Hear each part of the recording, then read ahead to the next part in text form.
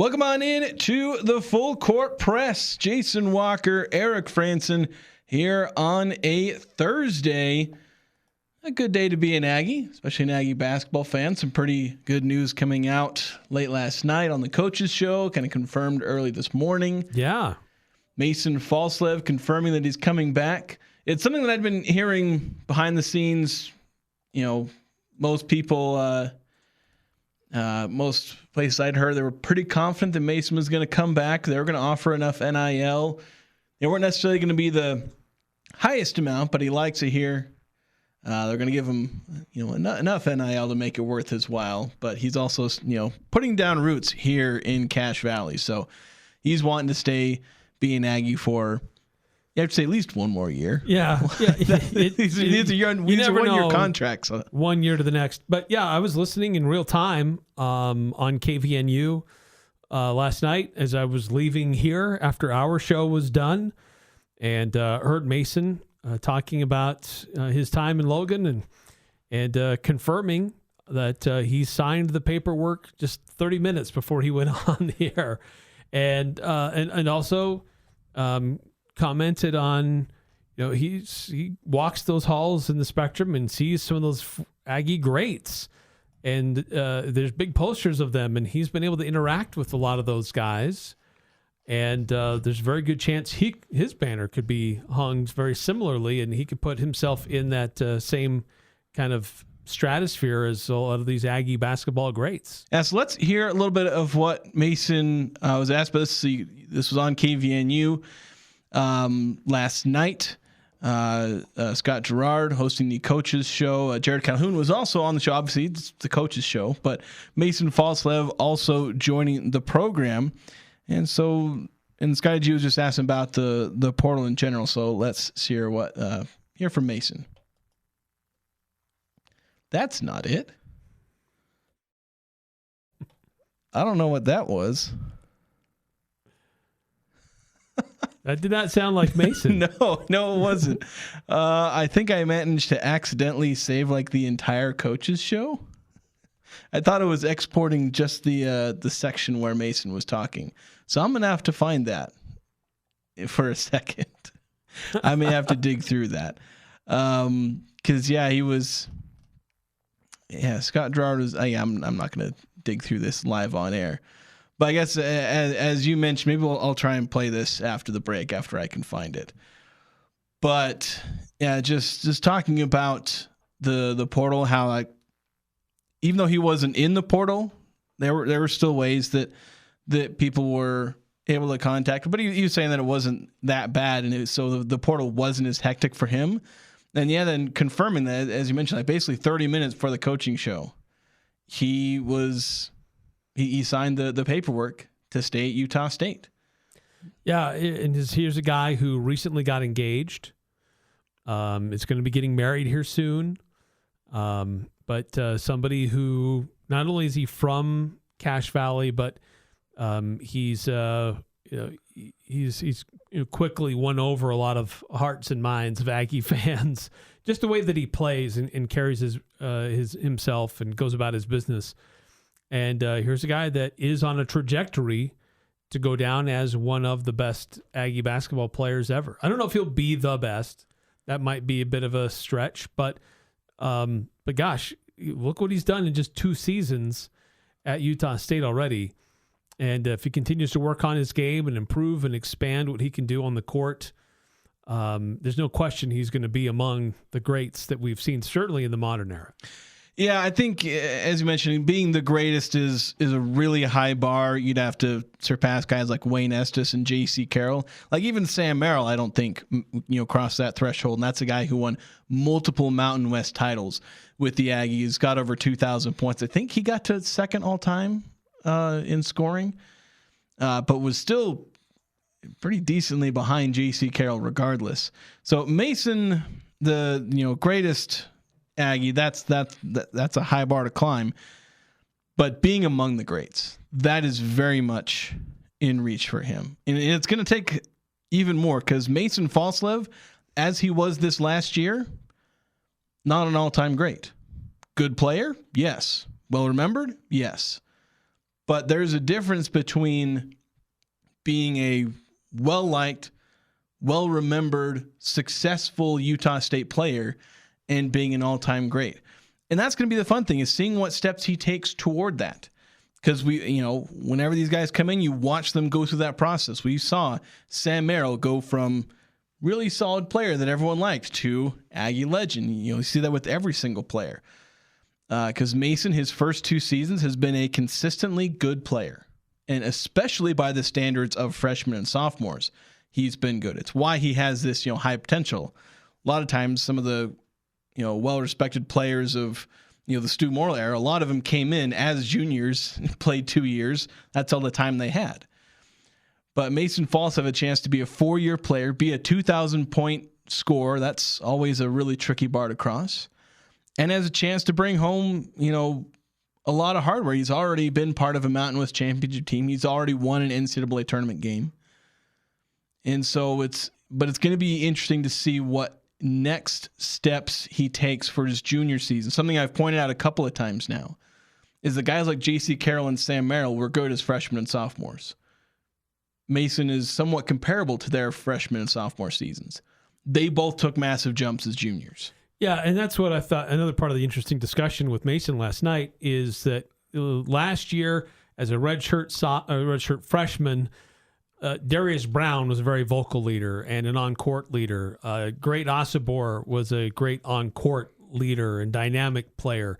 Those 2 guys really kind of carried the team in a lot of ways. This last year, and so he just kind of fit in wherever was needed, right? And then this last season, he pretty much said he held back a little bit because he wanted to give the seniors the opportunity to do their thing. He didn't want to step on their toes, basically, which is, interesting. But this next season, it's Mason's team. And that will be interesting to watch how he evolves, if he does, into more of a leadership role, into this is my team, and how the rest of the team kind of feeds off of him. Because the opportunity is there if he will just rise up and take it. Yeah. And so the chance to be, to take that next big step is beyond just improving his game, but also control, like being more in control of the team and leading the team through thick and thin, and saying, "Hey, come follow me. I'm gonna put the team on my back. I'm gonna go try to get this thing done." Yeah, and that's where this arc with Mason Falslev can be somewhat comparable to Sam Merrill. I don't want to draw too many direct comparisons because Mason and Sam are 2 different types of players, both great in their own way. But you look at Sam Merrill, his freshman year, Jalen Moore was on the team. It was Jalen Moore's team. Then you had Kobe McEwen, who I think was freshman of the year in the Mountain West that year. I mean, he averaged like 15 points, 5 rebounds. So Sam Merrill, he was kind of in that fill in where he needs to. He was like a knockdown shooter. He was shooting like 40 plus. He was shooting 45% from 3 as a freshman. Like he was fantastic, but in his, smaller sphere of influence, at least on the team. Then as a sophomore, it was him and Kobe McEwen. He ends up averaging 16.3 points per game. A similar, although larger jump to what Mason did, because Mason went from 11 points to 15.5 points from his freshman and sophomore. But then it was Sam Merrill going into his junior year. Kobe McEwen left, and it's like, all right, and Craig Smith's here. We're trying to make a turnaround. It was Sam Merrill's team. And he went to 21 points per game. That was his Mountain West Player of the Year campaign. Leads the Aggies to was it the regular season title? Because I think they were tied with Nevada for the regular season title. And then they won the conference tournament championship. Right. Yep. So basically, that's kind of the sophomore to junior jump that you're hoping you see from Mason Falslev. And so we've seen it from Aggies in the past, but we've also seen it from guys in the Mountain West. Heck, Donovan Dent made that exact same kind of jump this last year. Yeah, very true. Yeah, and it was largely predictable. Like, you could see it coming. You could see how good Donovan Dent was. It's just like, all right, let's get him a bigger opportunity. In years past, there were players ahead of him. Yeah, great comparison, because last year it was House and Mashburn who were the stars. But Dent was a contributor, but he wasn't the foundation guy, like the main guy. Yeah. But they're gone, and he steps into that role and boy, did he ever. Yeah, and I think that's where Mason is going to see an even bigger jump in his usage, the amount that the team leans on him. And kind of with that, he needs to continue to make improvements.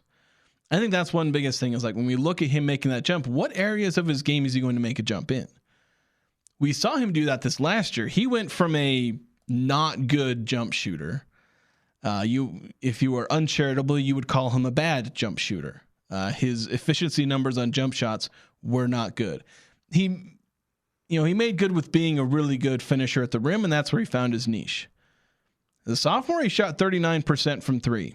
His free throw percentage was a little wonky, and doesn't really fit in with how good of a three-point shooter that he became last year.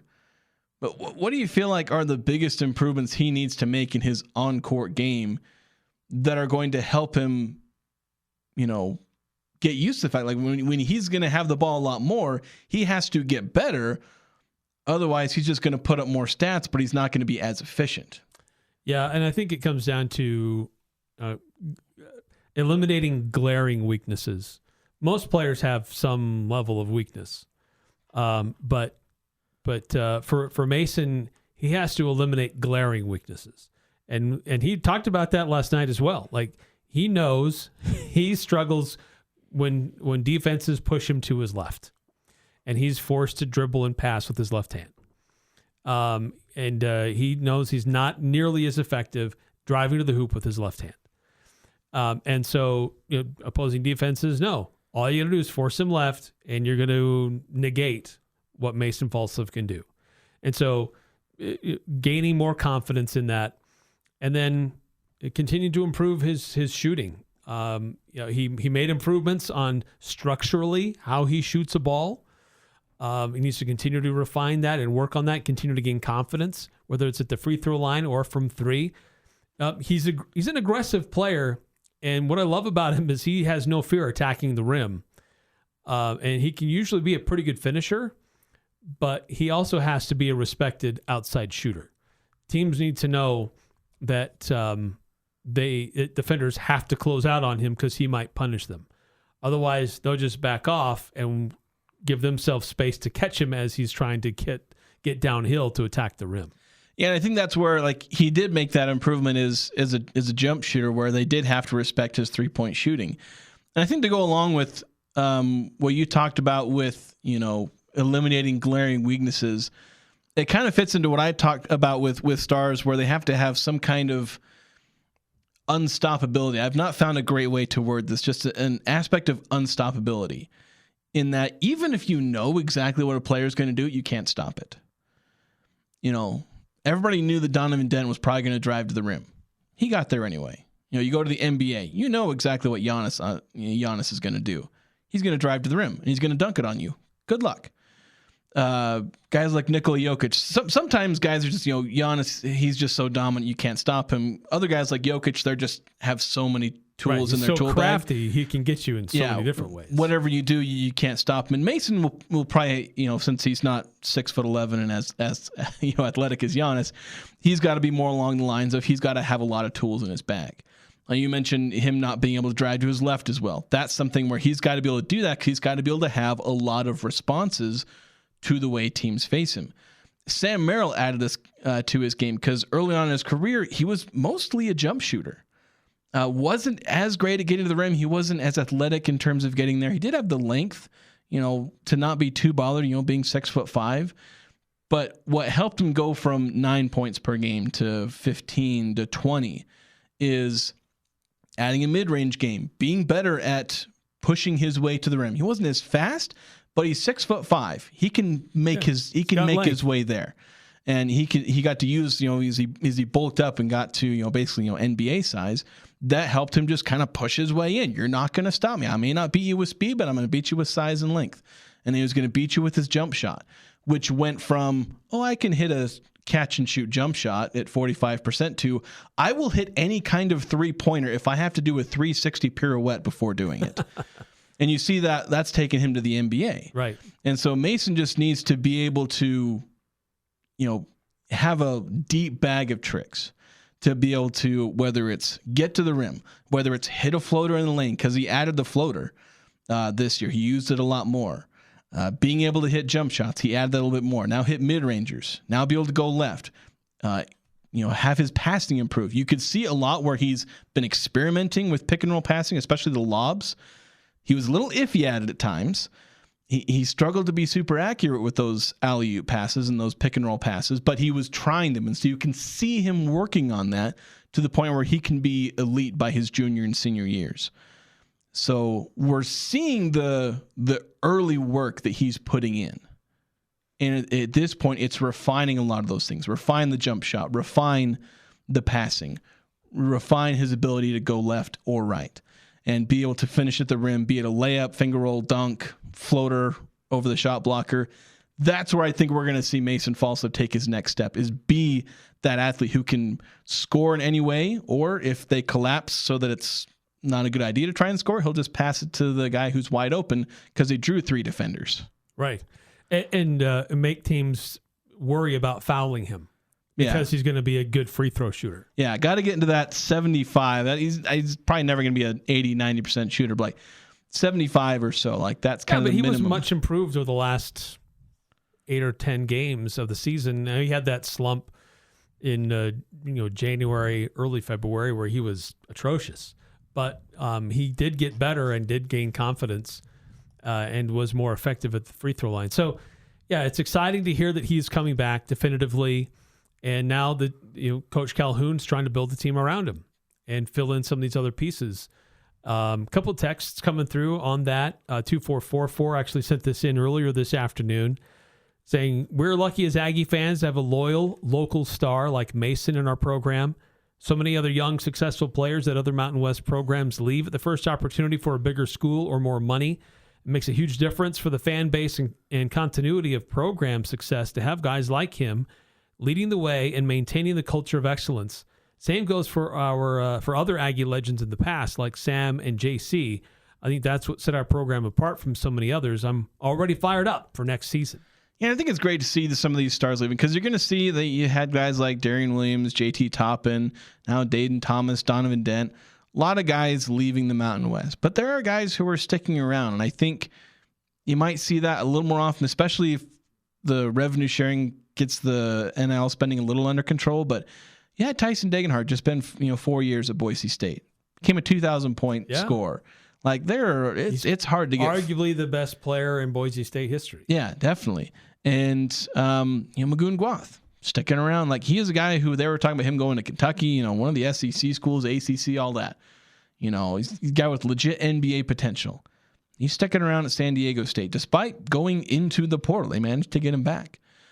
And then Mason, of course, he went into the portal last year. They got him back, and this year didn't even go in the portal. Just signed the NIL, wants to stay here. It's not just about the money, and because he wants to be an Aggie legend and knows that this is the place that he wants to be. So it's nice to see that despite the fact that the Mountain West is at times hemorrhaging talent, there are guys who have stuck around. Heck, Nate Clifford, he could have left after last year. Yeah. Because he'd already had a really good season, but he decided to stick around and had an ascendant season. Borderline player of the year, were it not for Donovan Dent being around. And who knows if he would have had another year, if he would have left somewhere else. It's entirely possible, but yeah, I think that the Mountain West or eventually the Pac-12 will do pretty well in terms of hanging on to talent. Not completely, but they'll do decent. One more text here from 9315 before we hit a timeout. When Mason adds that left-handed play to his game this summer, he's going to shock a lot of opponents when he puts him in an unstoppable spin cycle at a guy that can hit 80% on free throws and watch out. Yeah, like I said, you just keep working on things, fine-tuning his game, spend a lot of time in the gym, and he can be not just a great player for Utah State, but an outstanding player for the Mountain West. Yeah, it'll be exciting. He'll be a preseason player of the year candidate. Like it's him and Magoon Gwath. That's basically your two options so far. And Mason's got a pretty good argument for it. Yeah. All right, we got to take a break. We've got a couple of guests we're going to have on the show. We're going to talk high school lacrosse here on the Full Court Press. They're already waiting outside our studio, so we'll welcome them in, and we'll have them on next here on the Full Court Press. Welcome on back to the Full Court Press. We've been talking a lot of basketball, to start the show, but we want to talk about some high school lacrosse here. We've got a couple of the wonderful members of the lacrosse community. I've got Aaron Quiggle and Troy Oldham. Did I say those right? Absolutely. I've only ever written them down, so I know I've met you guys before. Names to pronounce, but yeah, you got it. So coaches of Green Canyon and boys Ridgeline boys lacrosse. Both those teams doing really good from what I understand it, and y'all are playing each other on on Friday. On Friday, that's what I was thinking. It was either Thursday or Friday, but in a big matchup, obviously. Yep. So, but lacrosse obviously been doing pretty well. But I guess let's start with how the season has gone for both of your teams overall. If there's anything else we don't want to go through first, but yeah. Well, Troy, let's just start with you. Yeah. Green Canyon. The latest RPI. Lacrosse was like one of the latest for RPI results to come out, but Green Canyon there in the top 10. You've got schools down in southern Utah which are now playing lacrosse. Yeah, that's so that kind of adds to the volume of teams that are playing at this level. But kind of what's the season been so far for the Wolves? Well, we did have a good preseason and got to go play some of those teams down in St. George, which we've never been able to play before because they haven't been sanctioned, and so. That was a good tune-up for our team. I think, Aaron, your team was down there as well. I think a lot of us, in March, first part of March, a chance to go down and play in St. George is an appeal because everything's under snow up here. But, good season. We've had our share of wins and losses. We usually play some good 4A, 5A teams in our early season because here in the region we have home and away. We have to play each other twice, and so it doesn't give us a lot of flexibility in preseason. So. But we lost a disappointing one last night to Mountain Crest.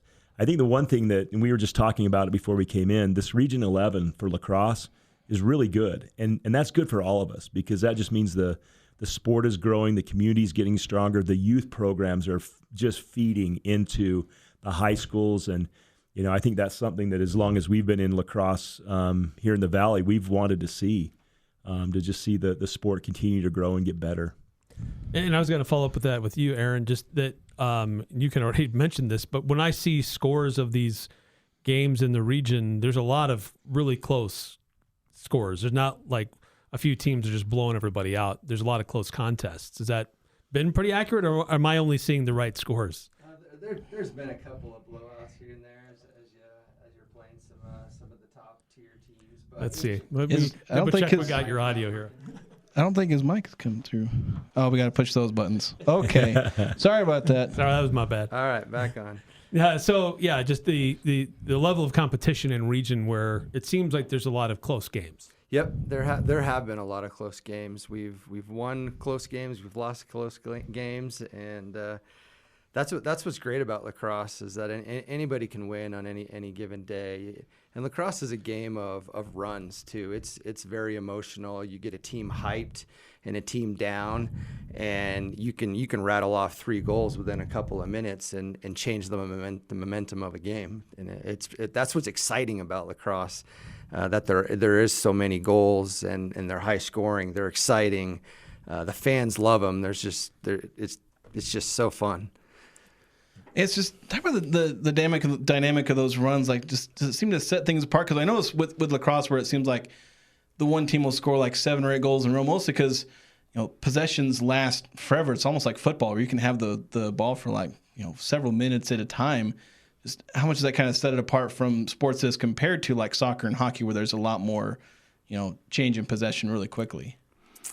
I would say it totally depends on each team. Some teams really like to be the run and gun team, that they want to get the ball down there and they want to pass it around a couple times and take their shot. And they feel like that catches the defense off a little bit more, and so they can score more goals that way. Some teams like to be a little bit more methodical. It's like basketball. I'm moving the ball around the outside. I'm looking for the cutter. I'm going to wait for the pick and roll kind of thing. And so it totally depends, and there's so many different types of offense sets that you can run to make it quick or to really drag it out, like you were saying.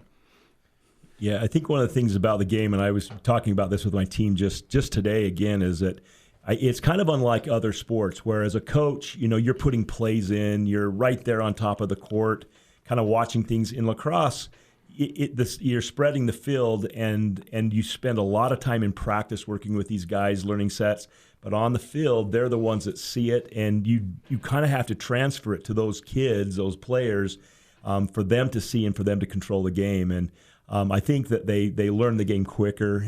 Like Aaron said, it's fun, it's fast, it's exciting, and it's kind of one of the things we're hoping for is just more people. If you haven't seen a lacrosse game, come out and see it, because if you haven't seen it yet, your kid's going to want to see it. And if anywhere, any college here in the state, it's great. I mean, both BYU and UVU went to the national championships last year, and BYU won it. So it's at all levels. You see it in all the parks, you see it at the high schools, you see it at college. And now the best part is we have one of 8 national professional lacrosse teams, and they're the Utah Archers, and they've won the national championship the last 2 years. So between that and University of Utah being the first Division I lacrosse team in Utah, it's here, and it is fun, and it's great when we see it'd be nice to run and beat every team, but somebody who loves the game, it's really exciting to see all these teams doing really well, and it makes the competition that much better. And the game's more fun to watch and play too. Yeah, I kind of want to ask about, you mentioned, coming out and seeing the lacrosse game. It's one thing that's made it trickier for me to follow a lot of the spring sports is there's so many going on right now. Do you feel like that hurts a little bit, especially sometimes with athlete availability? Like, some kids may want to play different sports, and maybe easier for them to play a fall sport than a spring sport. Do you feel like that gets in the way, or is it pretty well situated in the spring having it where it is? Or is that just not really across your mind yet? For me, it's pretty much that all our players play lacrosse. There might be one or two that sometimes will run a track event, or I actually have one freshman that plays tennis. But other than that, most of the kids are dedicated to lacrosse. Yeah, I mean, and I had a good conversation with JT, our coach at Green Canyon, our football coach, and we kind of built an alliance where I want my guys to play football in the fall, and he wants his guys to play lacrosse in the spring, because it's been proven now. I give him a better, more fit, competitive athlete, and same thing. I get a player that maybe they don't have great stick skills, but they're athletes and they're competitive and they're quick, and it's a physical sport. It is a physical sport, and so. But you're right. I mean, we just picked up boys volleyball, and that's a new spring sport. And I was talking to Jim Crosby from Green Canyon, our principal, and he said, "Yeah, I think we have 9 spring sports. And that's a lot to cover." I'd hate to be an AD in the spring. Yeah, we need to move some of these sports over to the spring.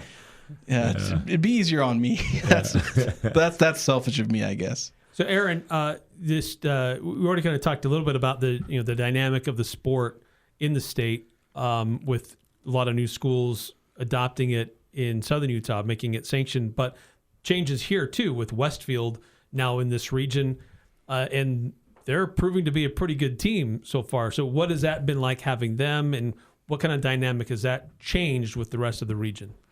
It's made it harder, definitely. They, as kids, got to choose what school they got to go to. The rumor is that a lot of the lacrosse kids from Fremont or Roy, they wanted to go to Westfield and play there, and so they have been good. They beat us last week, and we fought hard until the third quarter, and then fell apart a little bit, but. Yeah, they're a big school, and they've got a lot of good players there. So it definitely has changed the dynamic, because usually it's been mostly Skyview, Green Canyon, Ridgeline that are all fighting out for it. But now, unfortunately, Bear River they're growing their program big. Yeah, I was going to ask you, Bear River is the number 2 team in the state right now. Yeah, in RPI. They're it's a legit team. Logan as well, and Skyview too.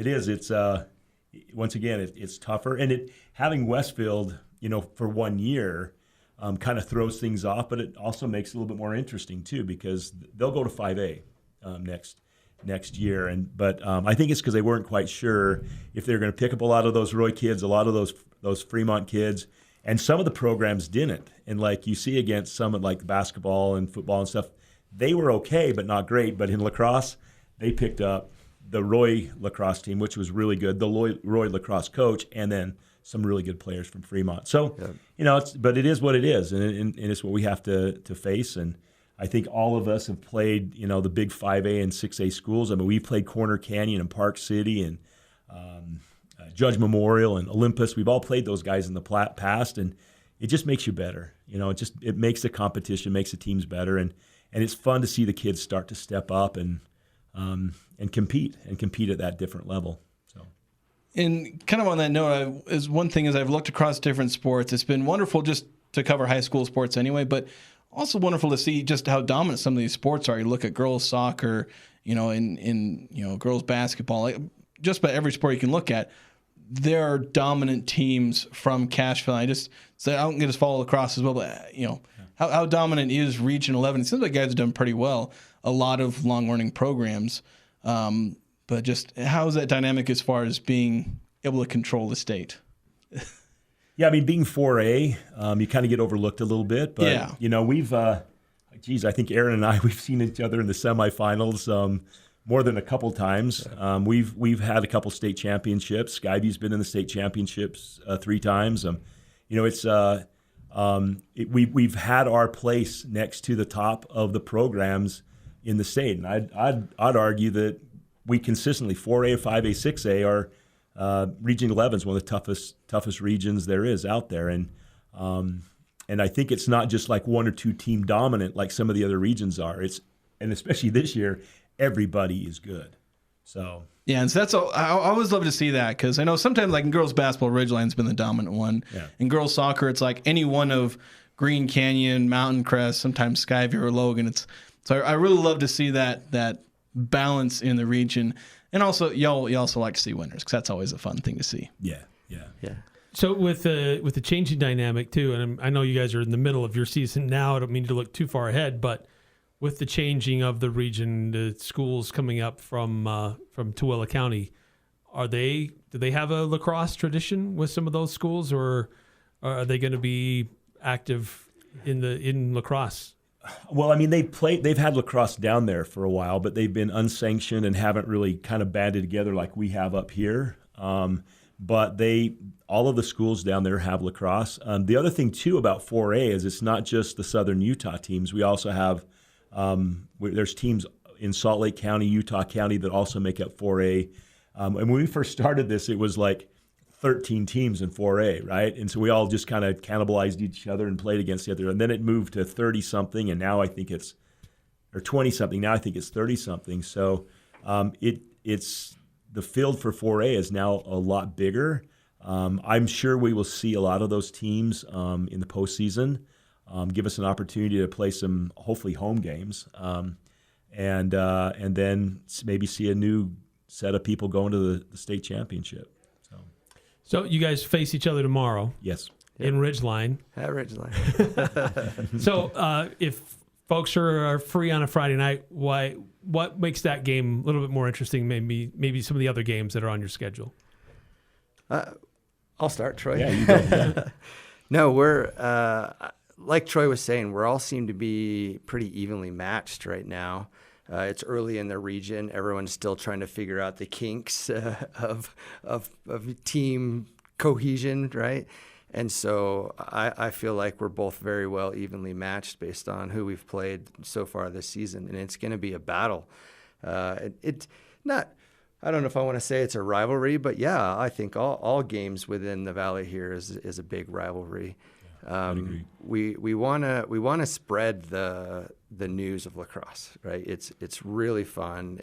We're trying to get as many kids there as possible, and so we've reached out. Tomorrow's going to be a real special event. So Blackstone chefs are going to be there cooking burgers. Wow. We'll talk. We wanted to give a shout out to this local Utah company called Goose It. That makes lacrosse apparel. They're the first, I think, in the nation that just said, hey, I'm tired of just seeing a shirt out there that someone throws lacrosse on. Let's make some lacrosse-specific apparel.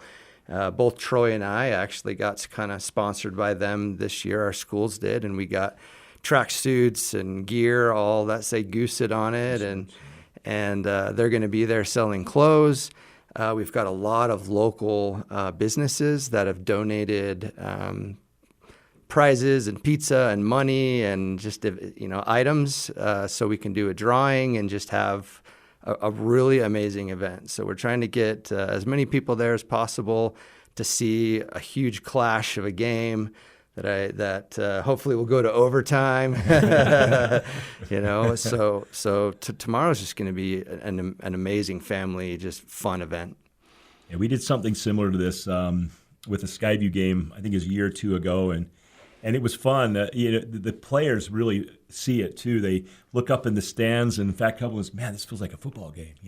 Stands were full. It wasn't just their parents. It was there was the cheer squad there, and there was the neighbors and the friends that they see in class, and I think that's kind of where lacrosse is getting to be. Like even last night at our game at Mountain Crest, I mean, stands were full, we haven't seen that in the sport for a while, but the last 2 or 3 years, especially as these local teams are coming together. And, I know Aaron's family really well, and he knows my family, and we've coached together before. And, I mean, his kid's playing. I love his kid, and I want him to do well, but, I want my guys to do well too. And I think that as we, you reach out to a lot of people across the nation. I got the chance to go to a really cool coaches conference of pretty much the rock stars of coaching in lacrosse, all the D1 schools and everything. And there was just this overall theme of just we share, we help, we're all part of the community. We compete against each other, and it's all out. But after the game and before the game, it's all goes back to the game and what the game means and the players. And I mean, our players, even after the game last night, I was a little concerned because there were some hot tempers and stuff. And as soon as the handshake was done, you just see people pairing up, kids who played in club before, kids who knew each other, cousins, right? Like here in the Valley, that happens a lot. Oh, yeah. And next thing you know, you got just this big love fest in the middle of the field, even though we lost it to a point in overtime against a team that we haven't lost to before. But the respect back to them and for what they did and what they're able to do, and my respect for Aaron is so huge. And we both have state championship rings from a year that we both coached together, and that year means a ton to me because my son was on that team and Aaron was his coach. And so I think that's the piece too that I love about the sport is it brings the community tight. And so it'll be fun tomorrow. Yeah, appreciate Aaron for doing it, and hopefully our guys can step up. And so here's the really important question: who wins the game? I think we will. You gotta say you think you will. I think we will. We got to put a bet on it now. But anyway, we're glad we get to have you guys on. I know we don't get to cover lacrosse as much as we'd like. Problem is, it's a sport I'm still getting to learn. But it's one thing we like doing this show is we try and shed a spotlight on some of these sports. And we do get to some games to broadcast. Yeah, on we're radio trying, and it's video streaming as well, and we try to get to those. We do have a guy on staff who knows the game. Unfortunately, he's come down with food poisoning. Yeah. No. So he's out for games tonight and tomorrow. But and he's also our guy that knows volleyball and stuff. Because that's one of my problems. I'm like a soccer, football, and basketball gets pulled guy. in a lot of different directions. Well, we really appreciate it, and we know there's a lot of stuff that's covered, and obviously it's something we're all passionate about, and we kind of build our lives around. But for you guys to be able to share some time with us means a lot. So thank you. Well, actually, just one quick question. I know we're running up against our own clock, but just developing the youth, kind of the funnel for this, developing at a younger age, getting more kids involved, because girls lacrosse is also growing. Yeah. So what's the youth program like, and how it's been growing, Aaron? It's so important. It is so important that we spread that love kind of thing with the youth. That what we do at every halftime, we invite youth to come and play a little scrimmage at halftime, and they love it, getting out on the field, and that gets them excited.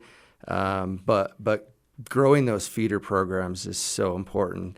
Last year, I graduated 17 seniors and I returned one varsity player.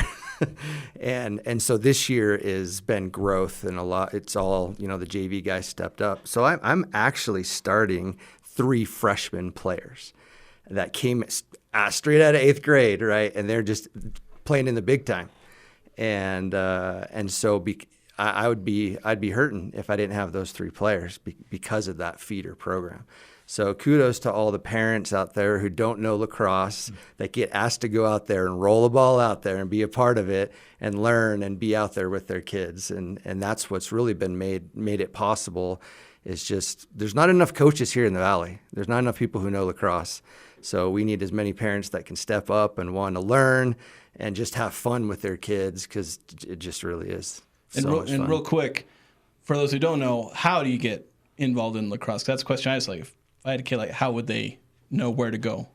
I think you guys have a program. We have a program it's called Bobcat, Green Cat. What I can't remember, Sky Canyon, or because it's our junior program, Skyview and Green Canyon. I think you guys are Mountain Crest and Ridgeline, and Logan has a program too. So. Yeah, so it's this year we changed it up to Ridgeline Junior Lacrosse, and so but we try to put up signs and try to advertise with the schools. We need to do better at having either a website or something to make it easier. But anybody can always reach out to the high school programs and ask, hey, where can my kid play? And we can always turn them over to the right people. The high school have information on those junior programs and how to get in touch. So you can reach out to the high schools and should be able to find it. Yeah. Yep. To us coaches, we can get them to the right place. All righty. Well, thanks again, Aaron Quiggle, Ridgeline High School coach, boys lacrosse coach, Troy Oldham, Green Canyon boys lacrosse high school coach. Thank you so much for coming on the show. We're going to take a break. We'll be back after this. Welcome on back to the Full Court Press. We got to do this segment really, really quick. Let's get. Yeah, we went a little long with those guys, but hey, that's okay. Yeah, I prefer it that way. Having people in studio and doing these interviews, and the lacrosse season is definitely in full force. Bear River is number 2 in the state. They're 7-1. Westfield is at number 5. Skyview's at number 6. Mountain Crest 7. Green Canyon 9. So and they're all like their records are all really pretty close. Ridgeline's really not that far behind. They're at number 14. But it's really competitive. It's a sport that's growing. That's been competitive for a while. So exciting to see how that growth has taken off. Sorry, I tried to swallow my own saliva just now, so I wasn't ready for you to hand it back to me. I should have just kept talking while you choked. But one real quick thing. I want to mention this before we go to break. A small bit of news. Andrew Peasley is signing in the UFL. Signing with the Birmingham Stallions. Birmingham. So there's your little piece of Aggie trivia. Former Aggie, of course, now 2 years of Wyoming. I don't know, is he considered a former Aggie or former Wyoming? Or do you put both? He has connections here. Well, we can still claim him. So, he's their COC Mariners, the other former Aggie that's in the UFL. Yeah, so I know Peasley, he was on the Jets practice squad last year in the NFL, but now playing in the UFL. We're going to go ahead and hit another break. We'll get some text that came in as well, and we'll end the first hour here on the Full Court Press. Welcome back to the Full Court Press. Everything is too loud in my headphones for a second there. Couldn't hear myself over all the music and whatnot. It's an aggressive rejoin. Yes. We're back. We are back in force. Wanted to mention a couple of texts on the Full Court Press text line. One that came in after the show, 1913, first-time texter. Because we were talking about Pac-12 and all that. 1913 saying, I think the simplest way to solve getting to 8 full members problem would just get Gonzaga to create a football team. It also costs less money rather than paying a team like Texas State a full amount. What are your thoughts? Love the show. It's a nice idea, but no. I mean, they'd have to start something from scratch. Yeah, and I think that's the biggest problem. Like if they hadn't, if you were raising an FCS team up to FBS, that wouldn't be too difficult. I mean, you'd have to build a stadium. It would have to be at minimum 15,000 people. That's your requirement for base level of attendance for these games. So it's not just building a stadium; it's building a roster, coaching staff. It's very expensive to just build a football program out of nowhere. So I don't know that I agree that it would be a cheaper option. But a lot of effort going into that too. Yeah, there's a lot of effort and a lot of expense. Maybe long-term Gonzaga considers a football team, but they seem pretty. They haven't even built a bigger basketball arena. They'll have the smallest basketball arena by like a lot in the Pac-12. Pac-12. But it's I guess they've ship has sailed on football. With that, yeah. 6391 saying the fact Mason has improved his 3-point shot as much as he did this last summer gives me a lot of faith for his ability to improve in weak spots of his game.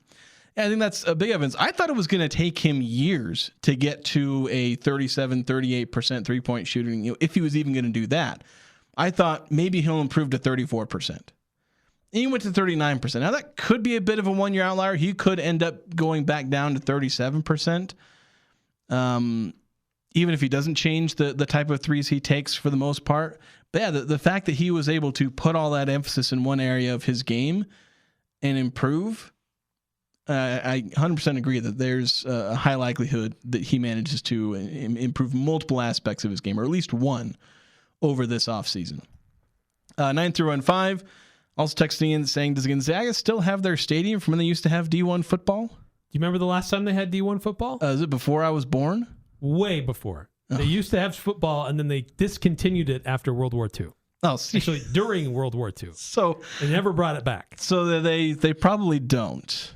They have one bowl appearance. That was in 1922 in the San Diego East-West Christmas Classic. Bowl games barely existed in 1922. So, do they have a stadium? I have no idea. I mean, if it still exists, sure that whatever used to be the stadium has now been probably just like a repurposed. public park or apartment buildings or a highway or something. Yeah, I doubt it's still around.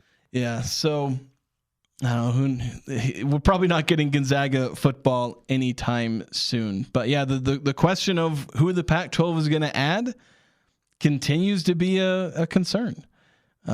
Every day we keep thinking, all right, when is it going to be next? When is the next bit of news going to drop? And every day the answer continues to be, well, we don't know yet. Rumors keep flying. Is it going to be Texas State? Is it going to be UTSA? Are one of the AAC schools going to be able to be dragged out of the AAC? We don't know. Not until we get this media deal finalized. Yeah. Once the media deal gets finalized, and hopefully it's in that 12 to 14 million range if you want to be optimistic. But if it's something good, then you can probably get one of those schools. All right, that's going to do it for us in this first hour. Next hour, we're going to talk about the Utah Jazz, for better or worse.